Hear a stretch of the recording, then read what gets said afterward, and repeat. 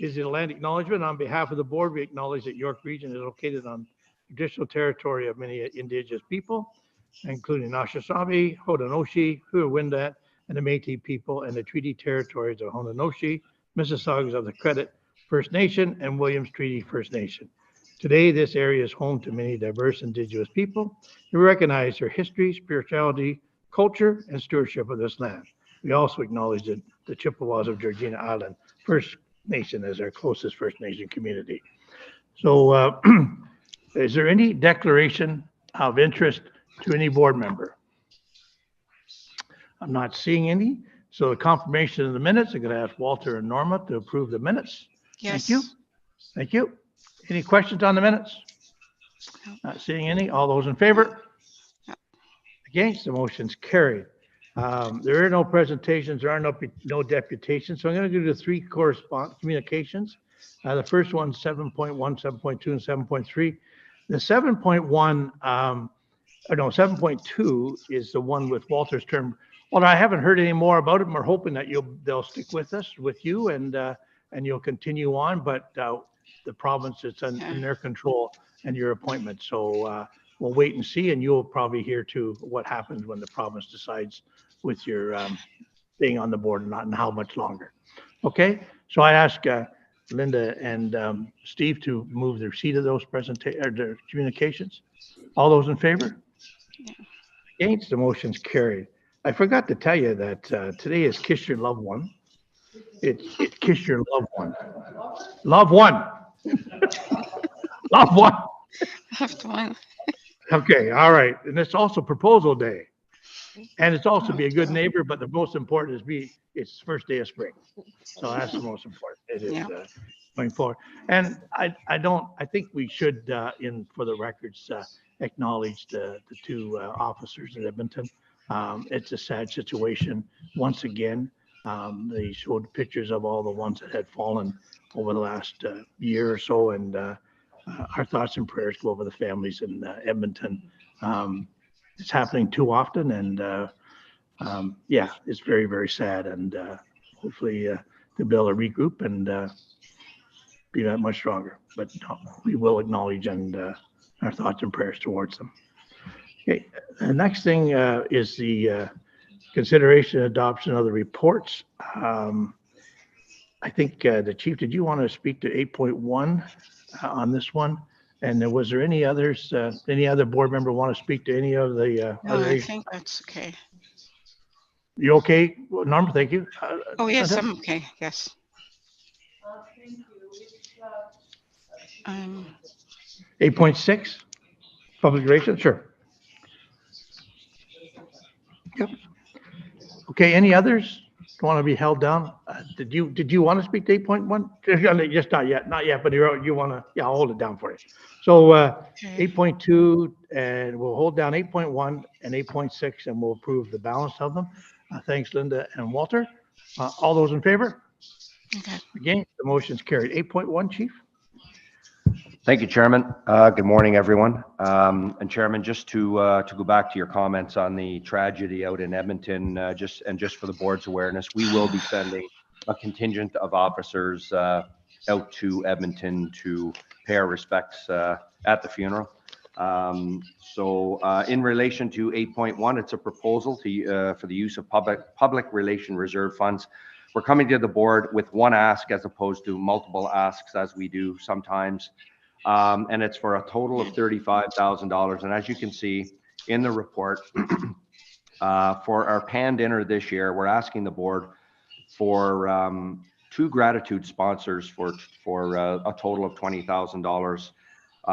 And 1 table will be utilized for board members to attend, and the additional 3 tables total would be used for valued community partners, because in some cases our community partners that we work with on a regular basis may not be able to afford it, and this would provide us an opportunity to further network and build those relationships with some of our partners. The second portion of the request is for $10,000 for our YRP annual golf tournament, and as you know, we haven't laid out yet where that money will be going to, but the money is raised for charity as well. And the last one is an annual We Belong Pride breakfast, which the board has supported in the past every year for a total of $5,000. That will happen. I believe it's in June. I don't have the date yet.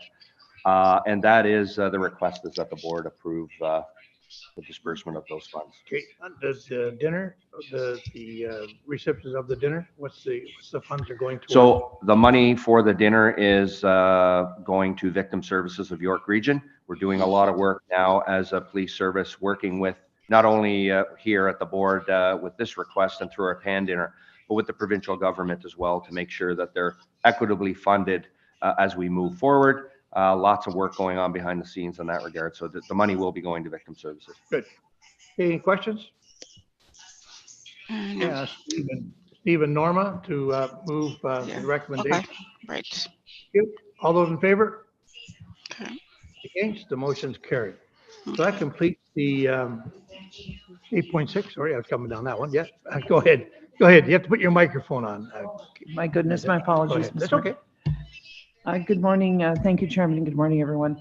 I guess my question is, I will move the recommendation, but I'm looking at the organizations and the disbursements for year ending December 22nd. And I note Yellow Brick House, which I have no problems with. I think it's fantastic. I know them well. But I guess my question is through you, Chairman, I'm wondering, we have other women's shelters in York Region. Do we not fund them? I believe Sandgate is still in operation. Maybe it's just that it's they have to ask. Is that the reason why we're not giving to other women's shelters in York Region? Thank you, and through you, Mr. Chair. That's right. We receive requests and then add them to the agenda or for board approval, but we don't go out and ask them to submit for funds. They have to come to the board. It's unfortunate. And I don't think we've ever, actually, Sandgate, I don't think they've ever actually. I find that made any strange, requests. though. Oh, well. That we Yeah. go out or don't go out, or they didn't apply.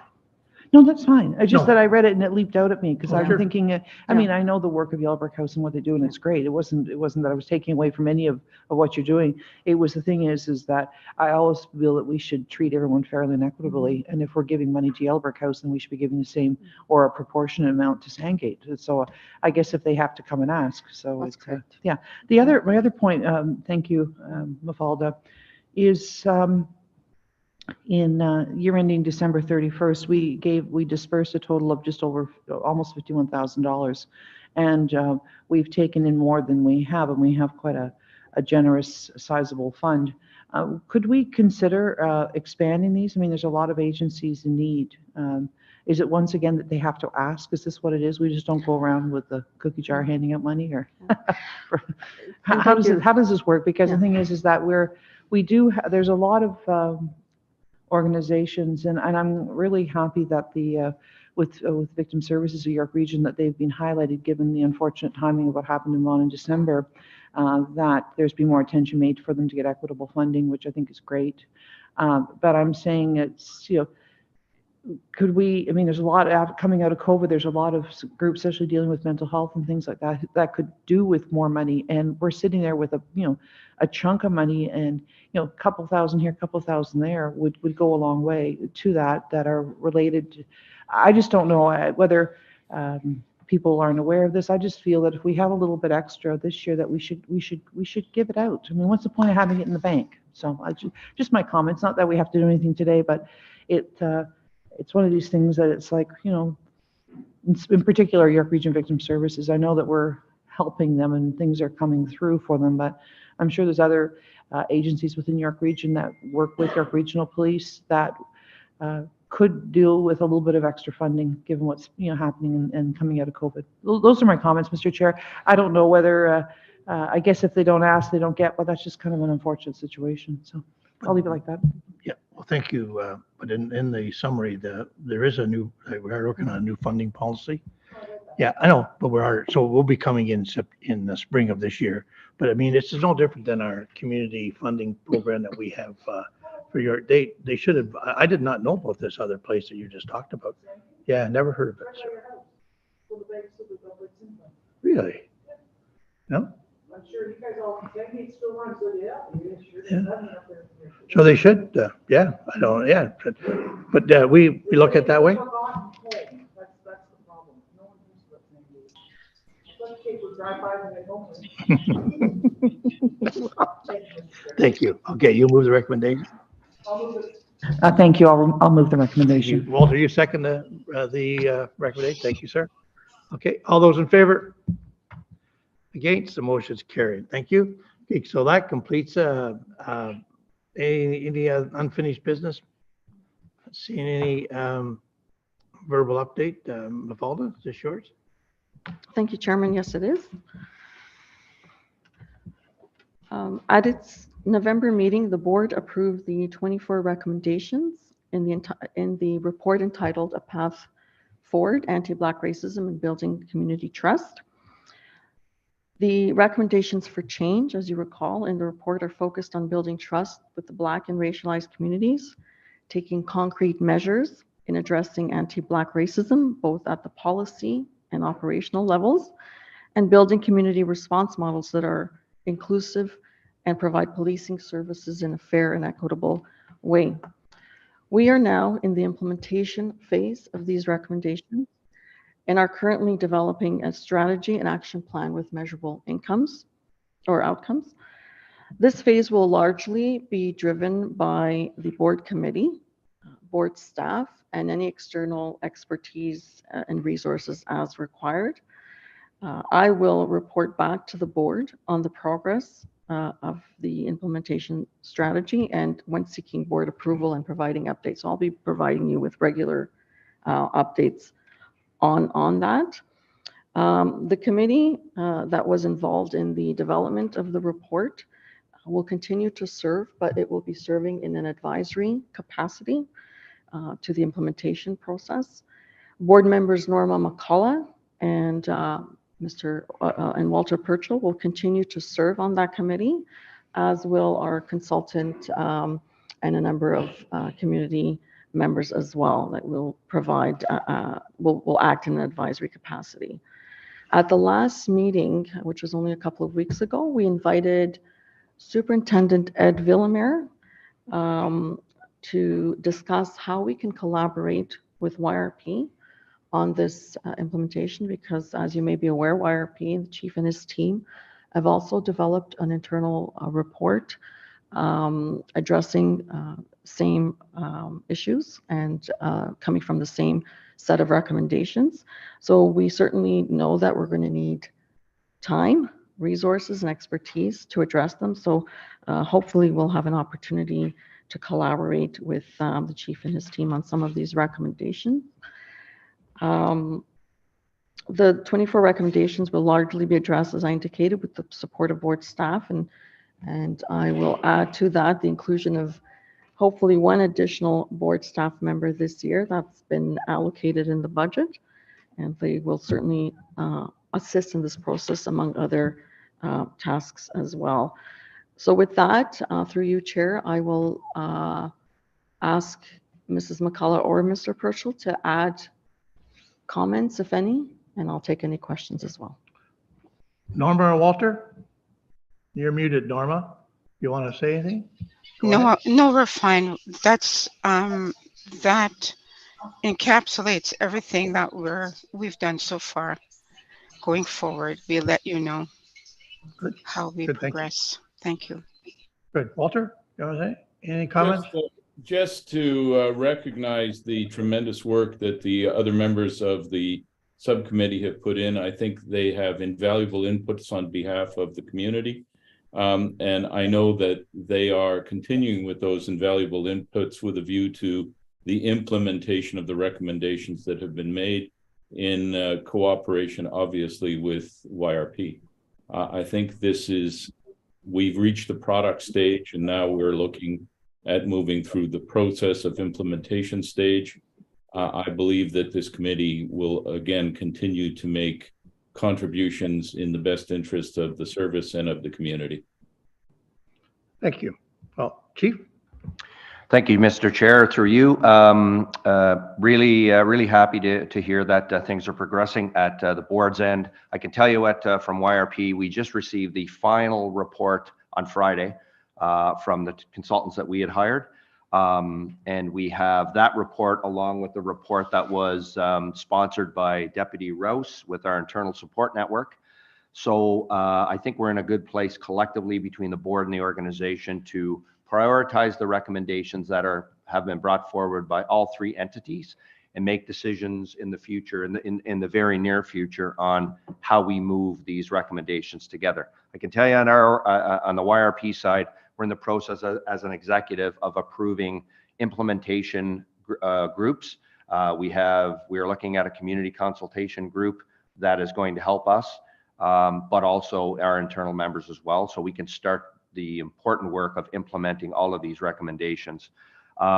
The intent moving forward from our consultant is similar to what the board had done when you hired yours, is that we will bring the report and bring it with a presentation to the board, either in May or June likely, but we have to have some further discussions as to when. We'll obviously be informing the board of that, because we want to make sure that you hear all of the work that went on our end as well, because as you recall, the board had 8 recommendations and we had somewhere around 41. So there's been a lot of work go on. I can tell you, as an executive, we heard a presentation already from the consultants, and it was very well done. The feedback from all of us here at the table was they really did nail this report, and so we're very satisfied with the outcome, and obviously looking forward to getting the work done and move forward. So those are my comments, Mr. Chair, through you. No questions from me. I just wanted to put that out there so everyone knows that we are collectively moving forward with this. So when the report comes, is there going to be a presentation by any of these from you, for yours? My intent, sir, is to have the consultants do the presentation just as they did for us. Okay. Yes. Good. That'd be Yes. good. Good. That's good. No, good. Thank you. Okay, any comments? Not being any? Do you want a motion to receive the verbal? Sure. Moved by- Thank you, Linda. Steve, thank you. All those in favor? Against, the motion is carried. So members of the board, I have to apologize. 8.5. What's that? Did you highlight that one too? I know I should, and my apologies. You're supposed to help me. No. Would you like to be on the board? Would you like to sit on that? I'd like to do that. I was going to ask you. I was going to see if you'd do that. I didn't want to put you on the spot though. But would you? Good.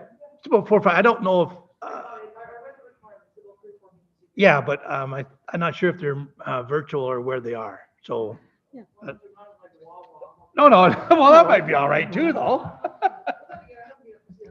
I can speak to that. Yeah. So Mafalda will speak to it, but go ahead. Well, I'm very pleased to hear that. Yeah. Because that's exciting. We've always had members of our board be part of that executive team, and it's certainly an important, I think, place to be for advocacy purposes. So you certainly, I think that's exciting, and I'm glad to hear that. The commitment is about 4 meetings a year, and if they have them in person, it's usually at a hotel near the airport. So up in Mississauga. And lately they've been online, but they'll probably go back in person soon and continue to have them at that hotel. Mr. Chair, through you to Mafalda. I guess when I was reading it, it was saying something about some spring conference, Yes. which I believe is in Niagara Niagara Falls. Yes. But I believe that falls a couple days prior to my daughter's wedding. So I was thinking, I always like, if I'm going to commit, I want to be at them all. So we can always chat about that later to see Good. what that, yeah, I know that first one's in Niagara. So. Yeah. Great. So that's exciting. And I will add your name to the list. Now, if they get too many candidates, or they will run an election. But and that's happened in the past. Yeah, no, I read that. That's fine. Yeah, That's fine. Okay. Thank you. So it's Thank moved by Steve and second by Walter that board member Linda Jackson be our nomination for the OABSB board. Oh yeah, yeah. Good. Any further comments? All those in favor? That's great. Thank you, Linda. That's great. Carried. Okay. Any other business? Yes, sir. Mr. Chair, through you, did we want to have a quick discussion on the Auto Summit? You can, yeah. I had this down, but we did, yeah, I was gonna ask you to do that. Sure. But, sure. on the new business. Go ahead. Okay, thank you, Mr. Chair, and through you. For the board's awareness, myself, Chairman Emerson, Mafalda, and Detective Sergeant Pat Smythe from our auto cargo theft unit attended an auto summit for the first of its kind, I believe, in Peel Region back on March 10th. Was a well-attended meeting. A number of stakeholders from the auto industry, from the Insurance Bureau, various boards, as well as a number of elected officials. The mayors from both Mississauga and Brampton were there. And we engaged in a very robust discussion, both by the subject matter experts who hosted a panel to answer any questions, specific questions about auto theft and what's going on and how it's plaguing the GTA, followed by a panel of chiefs with myself included, with our commitment to doing all that we can to assist in reducing the number of auto thefts in the Greater Toronto Area, specifically because in the GTA, that is where the majority of the vehicles are being stolen. I can just give you a little bit of an overview on the York Region picture right now. And there were 9 police agencies that were represented at the Auto Summit. From 2018 to 2022, we've seen a 192, almost 193% increase in auto theft. There's about 264 vehicles stolen per month, and with a value of over $66 million. So this is, there's no doubt in my mind and everyone's mind, this is, as much as we talk about auto theft, this is organized crime. This is what's funding organized crime activities, not only here, but throughout the province. And these vehicles are finding their way overseas to the United Arab Emirates, amongst other countries. The primary way of stealing the vehicles is through the computer data portal under the dash of the vehicles. But also, as you've seen, as we've reported in social media, they're actually using electronic devices to steal the vehicles out of properties as well, and taking them to a secondary location and then accessing the data portal. So those 2 ways are the primary ways these vehicles are being stolen. And you know, I would say, I'm not going to get into the types of vehicles. It's been well reported as to what's being stolen, but they do change. It's a supply and demand issue is what it really is. And the demand is quite high. This has really been impacted by the pandemic and the lack of microchips that has created, you know, this demand, because of the fact that the vehicles that are in high demand are just not readily available. In many cases, it's taking a year to 2 years when you order a vehicle to get a vehicle. So for that reason, the demand is huge. The number of vehicles stolen in 2022, 3,164, and right now, with the current trend, unless we collectively get this moving, which we have a plan to do, we will see over 5,000 in the region. So there is commitment amongst all agencies to bring together a coordinated enforcement group to deal with it. That will be one issue, and the proposed next steps will be enforcement, significant community awareness campaign, followed by a number of prevention activities amongst all agencies. So there's ongoing discussions amongst all now as to what the next steps will be, and we will be an active participant in that process. So subject to any questions that you have, that is essentially an overview of the day.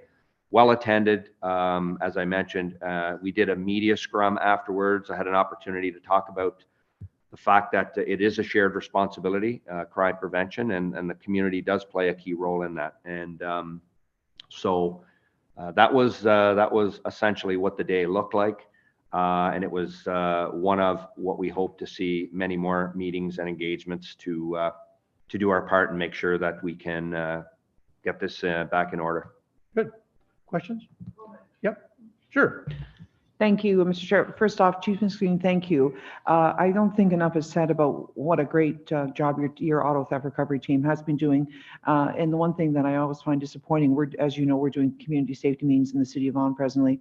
And, you know, you've had 2 very successful, task forces or what the projects that have been, yielded. And now it's going to, it's going to continue, but I think that I want to personally thank you. I mean, yes, it happens, but I think a lot of it is awareness.